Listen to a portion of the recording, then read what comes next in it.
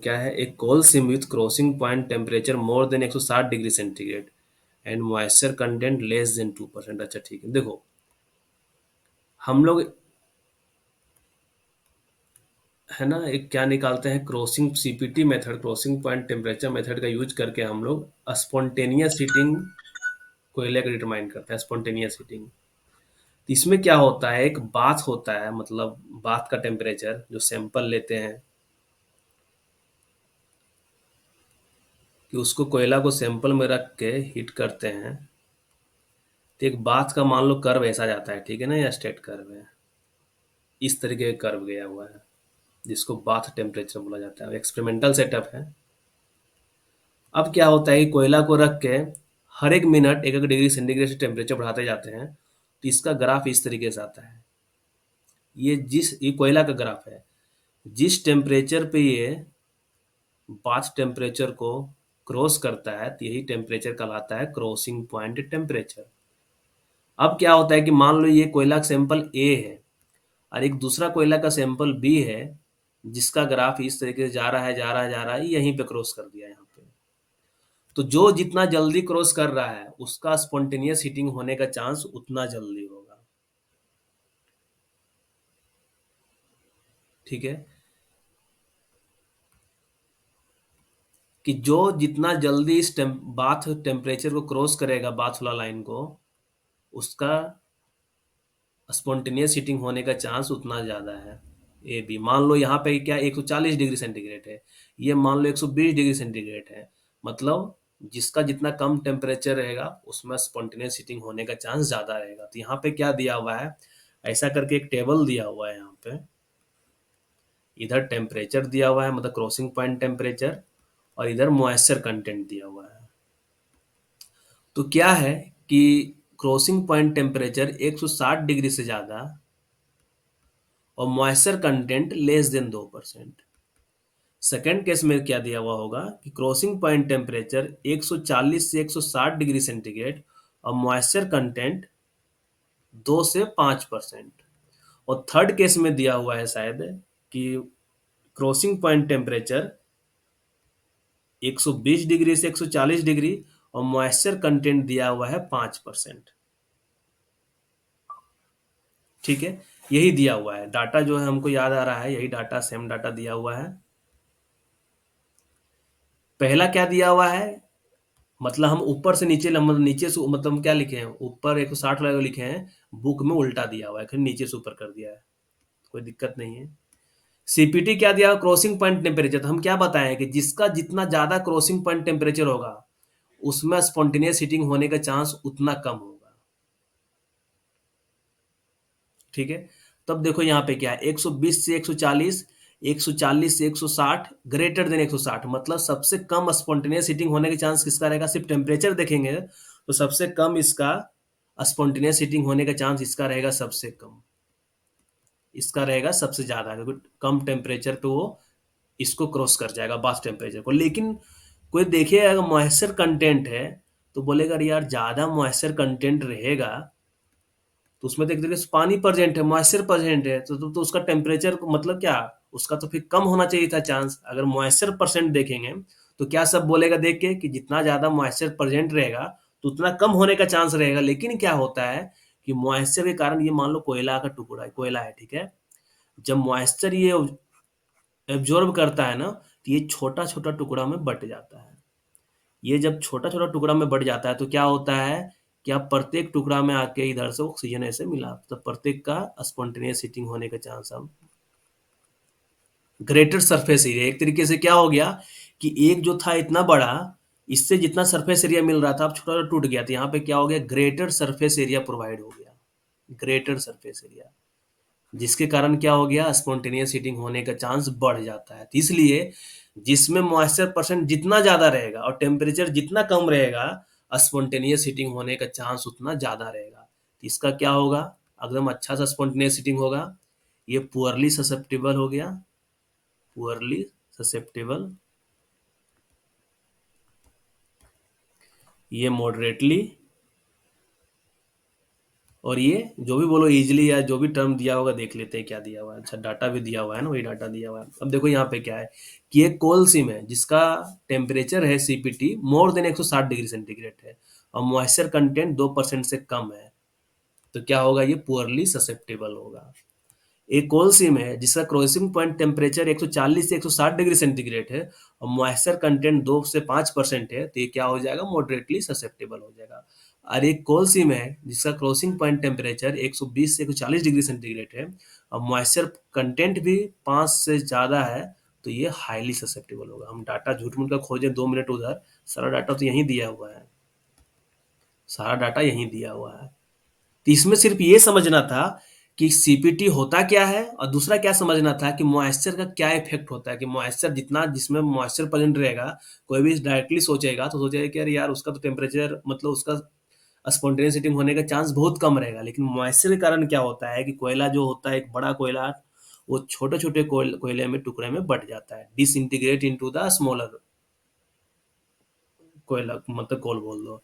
इसके कारण क्या होता है कि प्रत्येक अब टुकड़ा का स्पॉन्टेनियस हीटिंग होने का चांस रहता है, जिसके कारण क्या बोलते हैं कि बढ़ जाता है। ठीक है, क्लियर हुआ ये? 41, 42, 43 नंबर क्लियर हो गया। बाकी ये सब चीज उतना इम्पोर्टेंट नहीं है।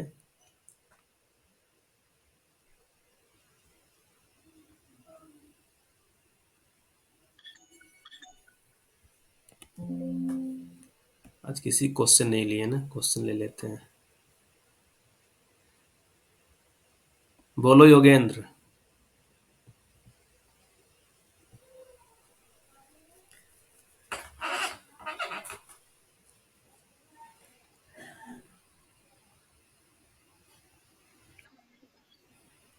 योगेंद्र बोलो।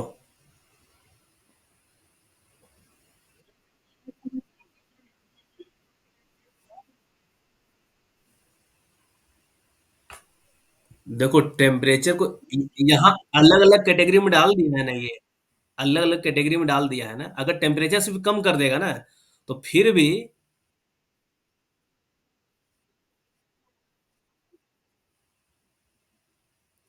टेम्परेचर कम रहेगा, तब फिर देखना होगा, एक्सपेरिमेंट करके देखना होगा क्या आ रहा है रेंज में। ठीक है, क्योंकि तुम बोल दे रहे हो कि एक घुसा दे रहे हो टेम्परेचर यहाँ वाला, और ये कंडीशन यहाँ वाला रख रहे हो ना।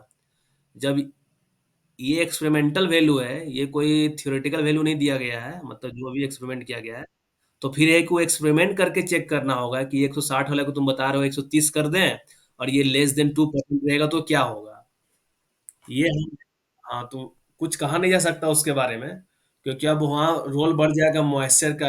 मॉइस्चर तो ऑलरेडी कम ही है प्रेजेंट, और टेम्परेचर भी कम है। तो फिर भी हो सकता है उस केस में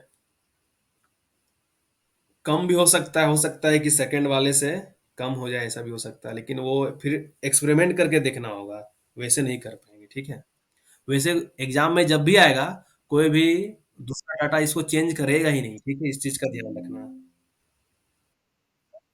ठीक, बस अब डाउट अभी किसी का नहीं लेंगे, इसको कंप्लीट कर लेते हैं। डाउट तो दिल, क्या है, coal seam with crossing point temperature हो गया है।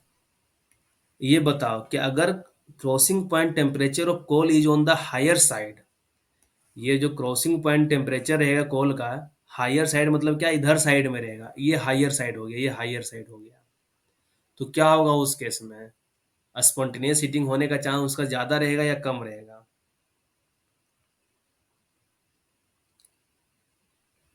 ये बताओ, जब ये जो सीपीटी का कर्व रहेगा कोयला का, वो बहुत दूर में जाके इसको जाके क्रॉस करेगा, तो स्पॉन्टेनियस हीटिंग होने के चांस उसका बहुत कम रहेगा, मतलब लेस रहेगा।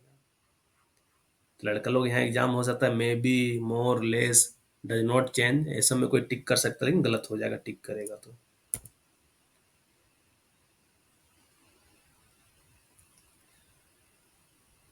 ये 49 नंबर क्वेश्चन देखो, 48 छोड़ो, थियोरेटिकल क्वेश्चन है कि how many a smoke helmet shall be kept available at or near all places below ground for use in emergency। तो ये क्वेश्चन फर्स्ट क्लास में भी आया हुआ था कि एटलीस्ट लिखा हुआ है रेगुलेशन में, at least two smoke helmet. At least two smoke helmet मतलब क्या?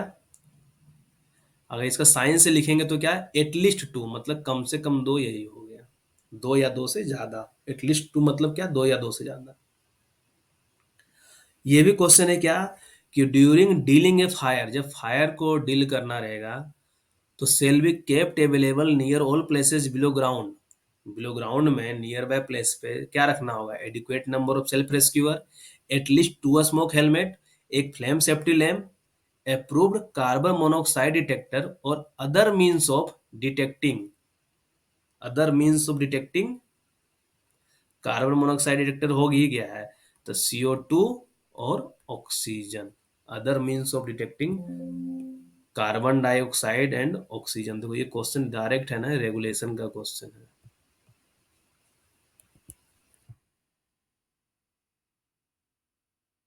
हाईलाइट किया हुआ है, ये सब जो हम पढ़ाए हुए हैं ना उस टाइम का, ये हाईलाइट किया हुआ है। Other means of detecting carbon monoxide तो दिया हुआ है, ये ऑक्सीजन डिफिशियंसी और ये कार्बन डाइऑक्साइड, ये पूछा हुआ है। ये क्वेश्चन दिया हुआ है, मतलब इसी से उठा के सारा क्वेश्चन दे दिया, पहला दूसरा तीसरा पॉइंट को मिक्स करके क्वेश्चन बना दिया। यही क्वेश्चन मेरे फर्स्ट क्लास के एग्जाम में भी आया हुआ था, ये क्वेश्चन।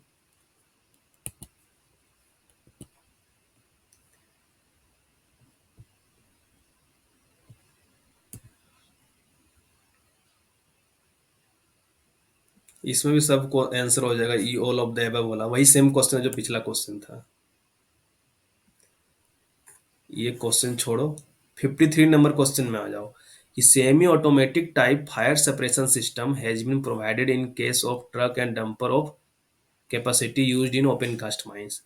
मतलब कैसा, जब लेस देन 35 टन वाला डंपर रहेगा ना, तो सेमी ऑटोमेटिक टाइप वाला fire detection and separation system से काम चलेगा, है ना। Less than 35 ton. Full form of AFDSS का क्या होगा? AFDSS का फुल फॉर्म क्या होगा? Automatic fire dam separation system, automatic fire detection and separation system, automatic fire detection and suggestion system, none. क्या होगा? Automatic fire detection and separation system. Which of the extinguisher can be use for the electrical fire? Electrical fire के लिए क्या है कि water is a good conductor of electricity होता है।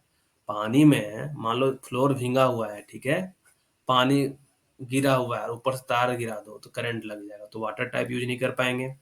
Form type, form भी क्या होता है, गुड कंडक्टर ऑफ इलेक्ट्रिसिटी, तो ये भी यूज नहीं कर पाएंगे। तो उस केस में CO2 टाइप जो होगा एक्सटिंग्विशर, वो हम लोग यूज करेंगे। Which extinguisher shall be used for fighting electrical fire? Same question दे दिया क्या,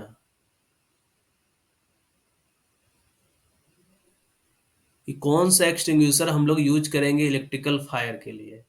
soda acid, water type, foam type.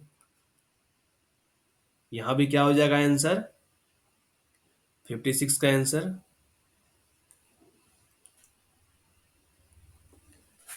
देखो इलेक्ट्रिकल फायर क्या होता है कि यहाँ पे वैसा चीज आग बुझाने वाला यूज करना है कि जिससे करंट लगने का खतरा ना हो, जिससे करंट लगने का खतरा ना हो।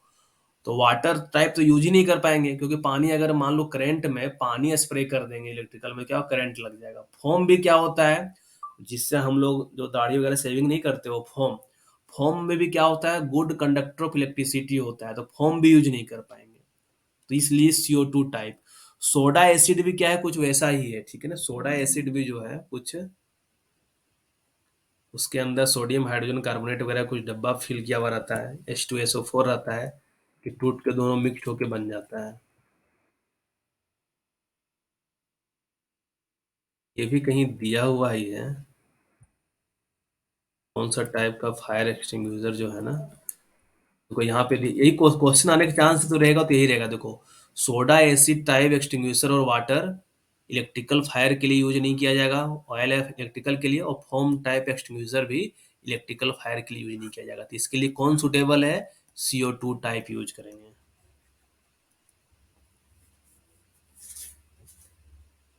हम क्लासिफिकेशन ऑफ फायर बताए थे कि जो क्लास ए फायर होता है, बी होता है, सी होता है, डी होता है, ई होता है। ई क्या ए क्या हो गया? सॉलिड फायर, मतलब सॉलिड मटेरियल किसी में लग रहा है तो सॉलिड वाला हो गया। बी क्या हो गया? Liquid, petrol diesel. सी क्या हो गया? गैस, मतलब मिथेन, मतलब ब्यूटेन वगैरह जो हो गया, सी गैस वाला में। डी क्या हो गया? Metal fire, sodium. क्वेश्चन देता है कि सोडियम में किस प्रकार का फायर है, तो सोडियम में जो फायर रहेगा क्लास डी टाइप का लगेगा। और ई, ई क्या हो गया? Electrical fire.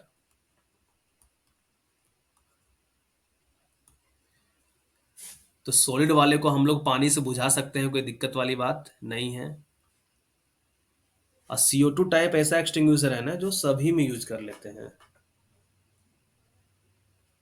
हाँ, एक फूड ऑयल, लेकिन अपना माइनिंग में वो नहीं देखना है। सी हो गया CNG वगैरह जो होता है, LPG वगैरह का जो होता है वही हो गया। CFC वाला एक जो डाटा है वो इसमें दिया हुआ है, क्या बोलते हैं, एक्सटिंग्विशर का तो मेरे पास नोट्स होगा लेकिन निकालने में टाइम हो जाएगा। ठीक है, आज के लिए इतना ही रखते हैं। बाकी एक्सटिंग्विशर का भी टाइम जो तुम बर्बाद करने से अच्छा है कि उसको हम रख लेंगे तो तुम लोग बता देंगे एक बार में। ये सारा वही क्वेश्चन घुमा घुमा के बार बार दिया हुआ है। अब देखो जैसे यहाँ पे ये है कि ABC टाइप फायर के लिए किस टाइप से यूज करेंगे? सॉलिड, लिक्विड, गैस के लिए dry powder, water, foam, ABC, none of ABC।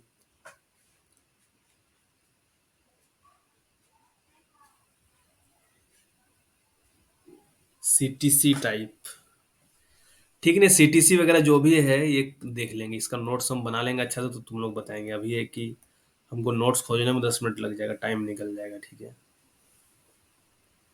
खाली ये ध्यान रखो कि ऑल फायर फाइटिंग इक्विपमेंट जो भी है, मटेरियल अरेंजमेंट, रिफिल, फ्यूल जो भी है, ये once at least in every month करना है। तो जितना 30 डेज वाला डाटा है वो तुम लोग को याद होना चाहिए। 4 डाटा 30 डेज का आया है, 7 डेज का कुछ डाटा आया है। यहाँ पे एक भी डाटा 14 डेज वाला नहीं आया है। 7 या 30, 7 या 30, बस यही आया डाटा है ना।